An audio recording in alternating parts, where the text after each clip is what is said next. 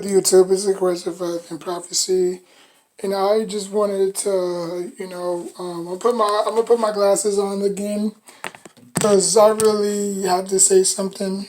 Like if you really think about the New York Giants, right? Like from 2000 through 2000 and excuse me 7 through 2007 through 2010, or probably say 11. And after that, there was a stretch where we were just, inconsistent. You know what I'm saying? We went from the good days to the bad days. You know what I'm saying? The good days were from 2000 and was from 2010, was from 2000 when we went to the Super Bowl with Kerry Collins. You know what I'm saying? 2010 we led the league in sacks. Even though we went 10-6, we missed the playoffs. 2009 we 2009 we went 5-0 for the first time in franchise history, but we lost eight straight, ending the season 8-8. 2009 we went 10-6. Actually, 2010 we went 10-6, but we missed the playoffs. But we led the league in sacks.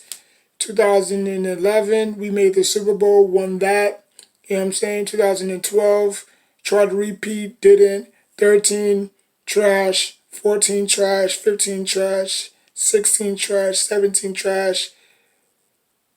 We made the playoffs around 2017, but we lost in the wild card against the Packers 38, or I think 36 or 38-14. And then after that, we haven't been to the playoffs since. So where did this team go wrong? You know what I'm saying?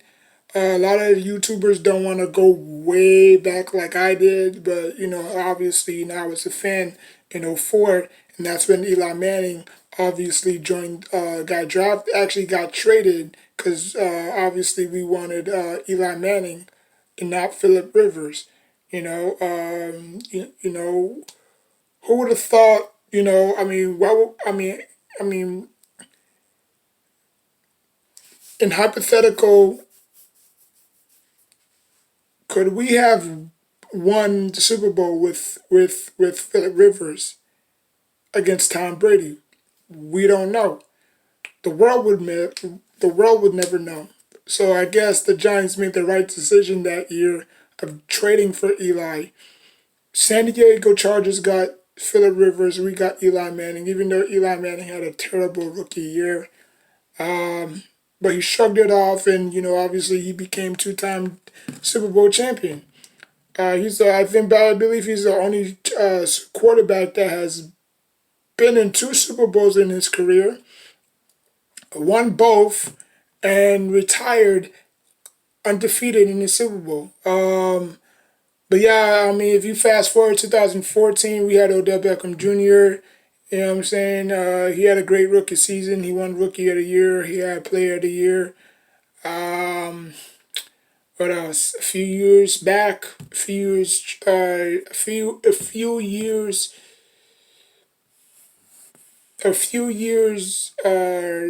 to go. Well, not a few years, but a few years later. Um, like he was just acting out, not being himself, this and that. Causing the team's distraction. And obviously we traded him. Not for a lot. For less. I think we still could have gotten a lot from him. You know what I'm saying? Due to his age and stuff like that. But we traded him to the Browns. And then after that, we just been struggling at running back, and then we drafted Saquon Barkley, and we drafted Eli Manning's processor, we drafted Eli Manning's replacement. The whole the Eli Manning getting bench saga, that year. We drafted a few quarterbacks, Ryan Nassib. Uh, Didn't work out. We drafted the web guy. He didn't work out. He got arrested. You know what I'm saying? So the Giants has just been in a tailspin, you know. And here we are in 2020, and then obviously they opening that season, and then obviously, we basically wind up 0-1. So here we are right now. Uh man, listen, I don't wanna say that the reason why I left. The reason why I left is because this team wasn't really going anywhere. You know, like I don't want to blame the fans because obviously the fans, even though some of y'all be hard headed, you know what I'm saying? Like they don't necessarily like y'all don't necessarily stick to facts. You know what I'm saying? Y'all delusional more than the Cowboys are, but at least the Cowboys keep hope. You know, because that's what you're supposed to do as a fan. You're supposed to keep hope, you know? Even if everybody laughs at you saying, how the Cowboys ain't going to the playoffs, the Cowboys ain't winning the Super Bowl. At least they got 5 Super Bowls. But then again, what is a Super Bowl? You know what I'm saying? I think Super Bowls just getting thrown out there so loosely now these days. Like, I mean, I guess Super Bowls are all. I guess Super Bowls are underrated. Some people might think the Super Bowl is overrated, underrated, overrated. It doesn't really matter. You know what I'm saying? Like you're not gonna get anything besides an extra paycheck. You know what I'm saying? A trip to Disney World. You know what I'm saying? You get a car, and then basically that's it. And then you try to repeat again as Super Bowl champions. You know what I'm saying? So I mean, like the Giants got 4 Super Bowls. You know what I'm saying? The Cowboys they got 5. The Eagles they got 1. Redskins they got 3. So the NFC East is the best division in my opinion, or in people's opinion, is the best division because out of all the divisions, we have the most Super Bowls in that division. We got 13 Super Bowls combined to combine all the teams in every division, and it wouldn't even come close. It wouldn't even come close. But the reason why the media doesn't talk about the NFC East that much is because it's overrated, or some people think it's underrated. You know what I'm saying? To have 4 of the best teams in one division, you know what I'm saying? You got Washington, you got Dallas, you got Philly, you got New York. Like that's like the top 4 cities right there.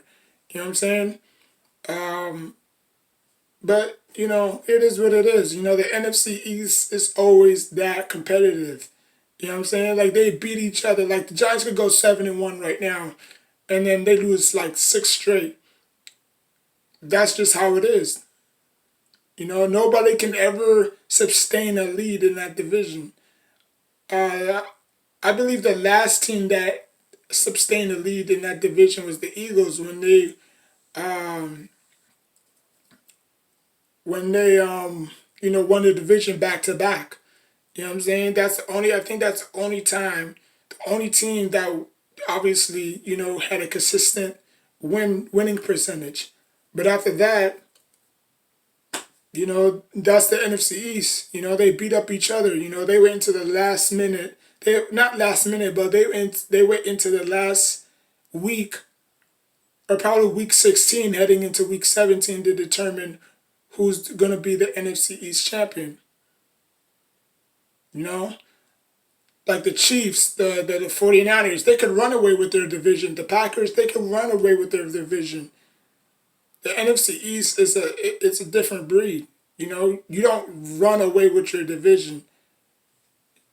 Like the Eagles might lose 5 straight. The Cowboys might win 3 straight. The Giants might lose 4 straight. The Redskins might win 3 straight.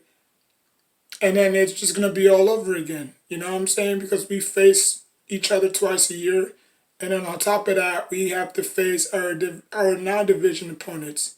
You know what I'm saying? So I mean, we just beat up each other a lot. So that's why the NFC East is always competitive. You know what I'm saying? They talk about the NFC West a lot with Seattle, and I don't even know who's in that division, but they talk about that division a lot. They talk about the NFC South a lot with the Panthers, and but you hardly hear the NFC East. You know, like if it's the only time you'll hear the NFC East if something bad happens. You know what I'm saying? Or something breaking news. You know what I'm saying? Or some weird trade goes down. That's the only time you hear the NFC East. You don't necessarily hear the NFC East a lot. So I don't know why the Giants are the way are. I mean, I don't know why the Giants are where they are right now. Um, Clearly, they need to fix their running game. You know what I'm saying? Like who's gonna take the pressure off of Saquon Barkley when he's beaten down and tired? You know what I'm saying? Goldman can't get the job done. Lewis, he's not your every down back. Um, like they traded Paul Perkins, I guess, to the Lions. Um, I mean, you talk about the receiving core. They don't have a receiving core. They got Shepard. They got, I guess, Slayton, and basically that's it. Ingram, if you want to say his name. So they only got three guys that Daniel Jones has to throw to. They don't have playmakers on offense. And if you think Saquon Barkley is going to be the hero, you sound mistaken because, again, teams do homework, teams do research. When that team, like, you don't think that the Bears did homework on Saquon Barkley? You don't think that the Bears watched Saquon Barkley? Every team watch every team. That's just how it is. It's called game planning. The Bears are not going to do their due diligence and just walk into that game and not stack the box against Saquon. They have followed and they have done their homework on Saquon. So when they go home or whatever they do, they look at film and they see how to stop Saquon. And then they put that in the game plan. And they dare Daniel Jones to throw. And we have seen if you put pressure on Daniel Jones, he will self-destruct. Now he may not self-destruct when you least expect it, but he'll do it when you get a lot of pressure, especially that picking inside the end zone. Like, anyways. But this Giants team, I mean, there's no hope for this team. There really isn't. You know, they can't guard. Like the Giants is that team where they'll be okay for the first quarter, right? But their defense will break down because you can't cover that long. You can't like a Pacific play. You can't cover for that long. Like if a wide receiver is doing a shallow cross and the other receiver is going, doing a dig in, and then another receiver is just going over the top or a post. That play is only for that play. So if that play breaks down, that quarterback is just gonna have to make something out of nothing. Just like how in Madden, where you hike the ball and then they finish their route, they do their route and then you see them turning uphill. You know what I'm saying? So that buys you extra time to pump fake and just keep on running, or you could just throw it over their heads. You know what I'm saying? If you know how to, it's the analog stick up and then you press A and then I'll float them over their head, so you don't avoid the pick. But the Giants, they just don't have any weapons. They're not like this Giants team is not the Giants of old. This is not 2011 Giants. This is not 2007 Giants. This is not the 2010 Giants. This is not the 2001 Giants. This is this year's Giants. And I blame everything on Jerry Reese because Jerry Reese should have known from day one when he took over to fix us offensive linemen. Now the Giants, every single year, they're gonna nitpick. Oh, the Giants' offensive line is trash. And I told y'all that the offensive lineman is the hardest position to fix. If you can't fix it, you're not going to win any ball games at all. The only reason why Seattle is winning a lot of games is because they have Russell Wilson, and Russell Wilson knows how to adapt. So even though he has a broken offensive line, he has weapons around him. He has a running game. He has receivers to throw to. He has a good tight end. You know what I'm saying? You look at the Colts, with Phillip Rivers now under center. You know what I'm saying? You don't think Phillip Rivers have a good running back, a good tight end, a good receiving core? Now, defensively, they might give up a lot of points, but offensively, they're gonna put up points as well. So the Giants, you don't have that. The Giants is gonna be coming out scoring 17 points a game, maybe that, if that. So Giants fans just need to get their heads out their ass, man. Like y'all need to wake up and smell the coffee. Y'all team suck. Okay, stop giving y'all team hope. Y'all ain't gonna go this way. Y'all ain't gonna go nowhere this year, next year, the following year after that, the following year after that. Now, like I said, I chose I I single handedly picked this Giants team to go 9-7 because they went. I guess they went 2-14 and 4-12 the last 2 years, right?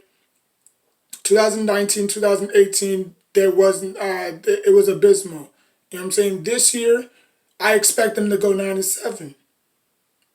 But the way the schedule is set up for them, it's tough. It's tough. They don't have a bye until probably like week 9. They don't have a bye. So they're gonna be on the road at home, on the road at home, on the road at home, on the road at home. Because if you thought the Bears defense is gonna give them fits, wait until they face the 49ers. That's basically gonna be a blowout. The 49ers might probably score 50 on them. Now I know not CB Lamb, Debo Samuel, he's out for the year with a torn, knee, whatever he has on his knee. He tore it up, so he's out for the year. You know what I'm saying? So hopefully they can, dig deep down their depth chart and find somebody that can, replace them because wide receivers are easy to replace. Anyways, running backs, receivers, tight ends, they're easy to replace. A quarterback, an offensive lineman isn't. Look at the Browns. The Browns are, up and down with Baker Mayfield right now. So, yeah, that's just my philosophy on how the Giants self-destructed. You know what I'm saying? Um, it's sad, but it's the truth. You know, like we're gonna be facing a lot of good defenses this year. A lot. You.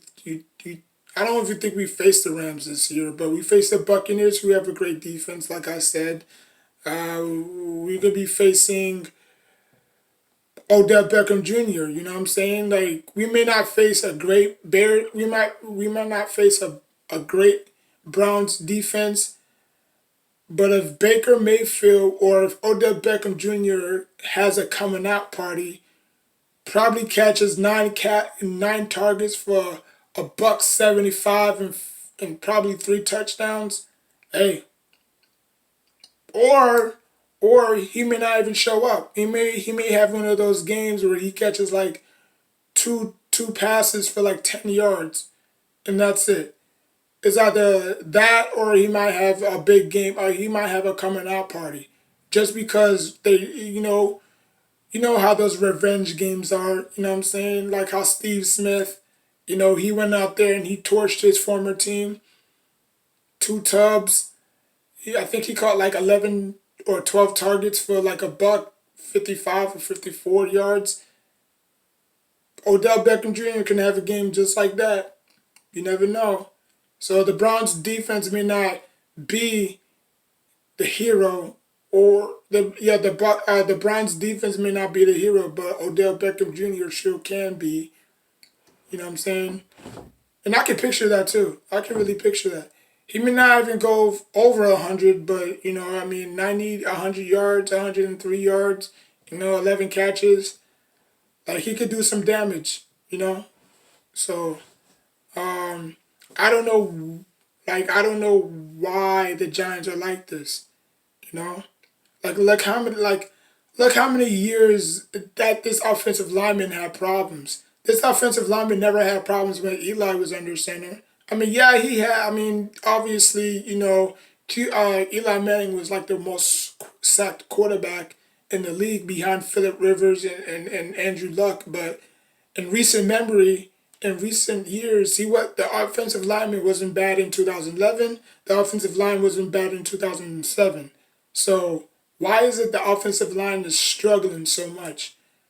It's because of the GM, Jerry Reese. That's who y'all should blame. Instead of investing in the offensive lineman, he invested around Eli Manning. He didn't want to pay Victor Cruz. He left. He didn't want to pay Steve Smith. He left. He didn't want to pay Hakeem Nicks. Hakeem Nicks left. He didn't want to pay Mario Manningham. He left. So what did the Giants have to do? They had to retool. They had to draft, Ruben Randall and Odell Beckham Jr. I think they still had Victor Cruz at the time, I believe, because Victor Cruz lasted more than both of them. You know what I'm saying? I think this is when Steve Smith went to the Eagles, and then they found their gem in Victor Cruz. So Victor Cruz stuck around for a good 7 to 8 years, and then that's when they, basically drafted Odell and Ruben Randall, and obviously they didn't want to pay Victor Cruz, so he went to the Bears. They cut him, and after that he just said, "I'm done with football," and now he's just doing play by play, or he's just behind the scenes again with the Giants, organization and stuff like that. So but now, I mean, you look at this receiving core. This receiving core is trash. It really is. The tight ends are trash. Receivers are trash. The only good thing about the Giants right now is their running game. If they can fix it, you know. But I'm not going to speak too much. That's what I wanted to say about the NFC East, the Giants. So yeah, watch out for Redskins too. Redskins are. I mean, I believe. Yeah, I think the Redskins will probably beat the Arizona Cardinals this Sunday, making them 2-0. Because the last time the Redskins was great was around when they had RG3, and that was like around 2011, and that was like I believe the first time they won the division in a long time. Because before that, the Redskins was just in the bottom of the basement every single year. It would be the Eagles, the Cowboys, the Giants, and then the Redskins every single year from 2000 to 2011, I guess. Because that's how pathetic they were. But now look at them. You know what I'm saying? They have good pass rushers. They added Chase Young, who the Giants should have drafted, but the Giants won their last two games, and that catapulted them to the fourth pick, while the Redskins slid to number 2. So the Giants fucked themselves over, and they could have gotten Chase Young. You know. Now I believe Chase Young will be Rookie of the Year if he keeps up. I mean, I don't know how many sacks he have. I don't know if he even played in that game. But if he did, I mean, shoot, he should shoot. Like you picked him, you picked him second overall, so he has to start now, So if he could just keeps it up with Kerrigan and and those boys, and you got Landon Collins, and they got a pretty good defense in DC. So I don't know why people are still clowning the Redskins. Maybe it's just their name that's just all messed up, but I mean, there's no sweeping the Redskins no more. The Redskins are for real. Yeah, I might not see it, but yeah, I mean, I guess I just too blind to see it, but it's for real, man. The Redskins are for real. You know, I mean, nobody expected the Redskins to beat the Eagles at home. So the Cowboys lost, the Eagles lost, the Giants lost, and the Redskins are 1-0. What does that tell you? The landscape of the NFC East is changing. Like, comment, subscribe. Until next time, man, take care of yourself and each other.